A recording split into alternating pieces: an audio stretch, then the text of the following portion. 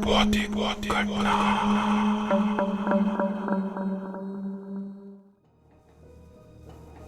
एक सुनसान इलाका, एक पुराना मकान और रात के सन्नाटे में सुनाई देने वाली अजीबोगरीब आवाजें।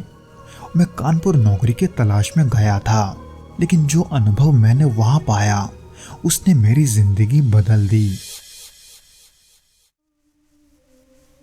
ये घटना साल 2003 की है, जब मैं नौकरी की तलाश में कानपुर आया था।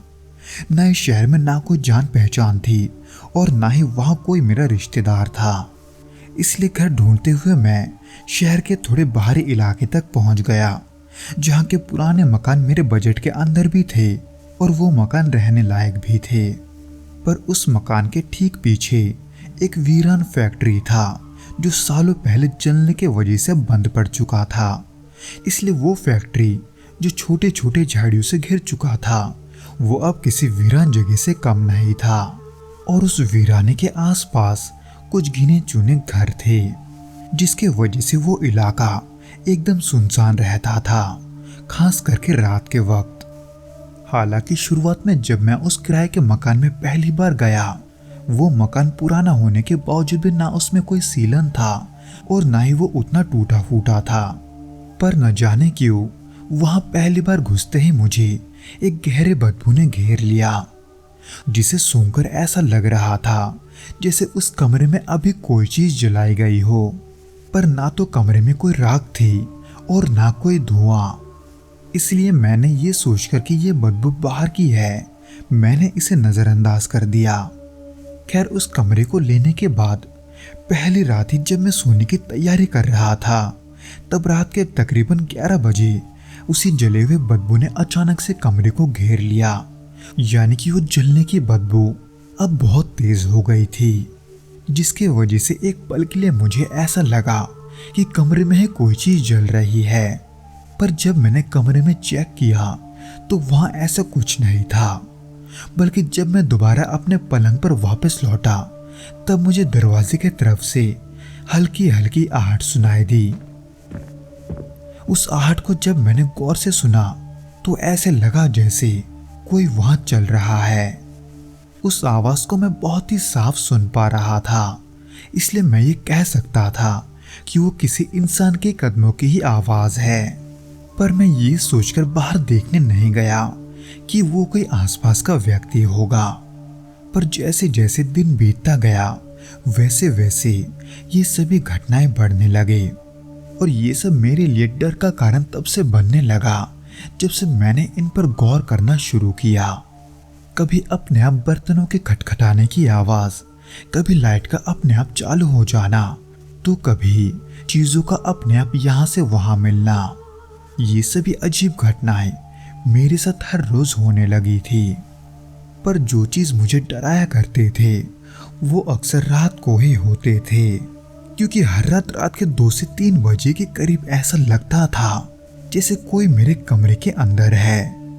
कभी कभी हल्की फुसफुसाहट की आवाज सुनाई देती, तो कभी मैं किसी के चलने की आहट ठीक अपने चारपाई के बगल में सुन पाता।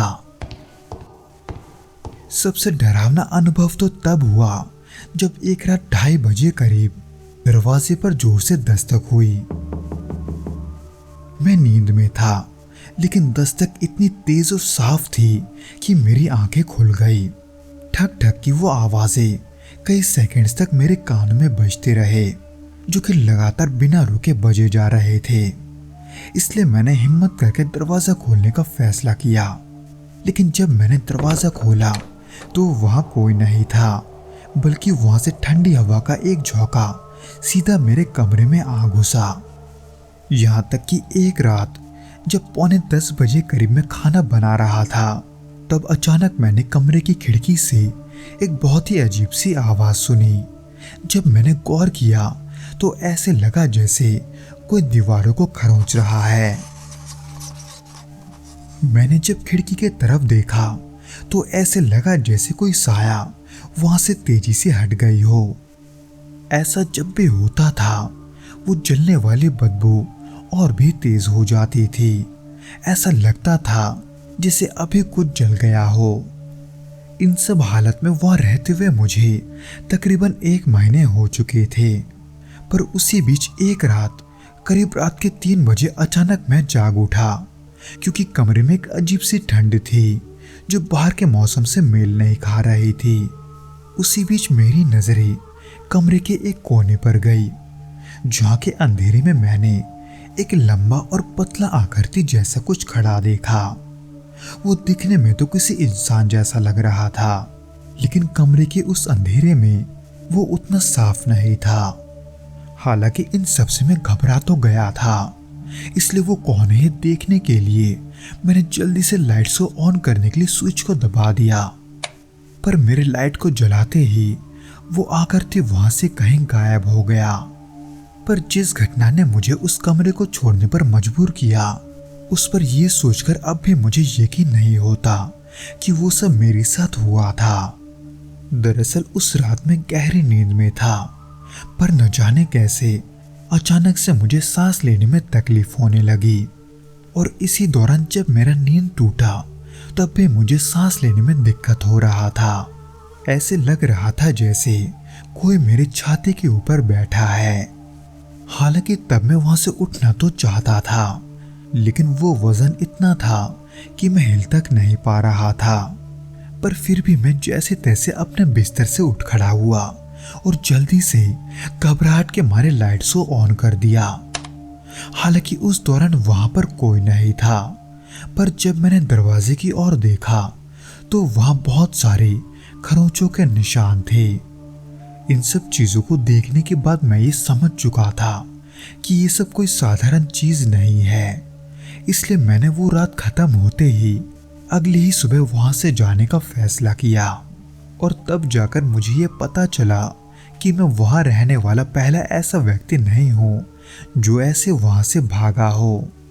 हालांकि इन सब का क्या कारण था ये तो मुझे पता नहीं था, पर जब मैं अपने सामान को उस कमरे से निकाल रहा था तब वहां के एक पड़ोसी से मुझे ये पता चला कि जो कुछ भी मैं महसूस कर रहा हूं या देख रहा हूं वो सब दरअसल उस पुराने फैक्ट्री के वजह से है जो सालों पहले जल चुका था, जिसको लेकर वहां के लोगों का ये कहना था कि उस आग में फैक्ट्री के कई कर्मचारी मारे गए थे, जिसके बाद से वहां के लोगों ने ऐसे कई चीजों को न जाने कितने ही बार महसूस किया है।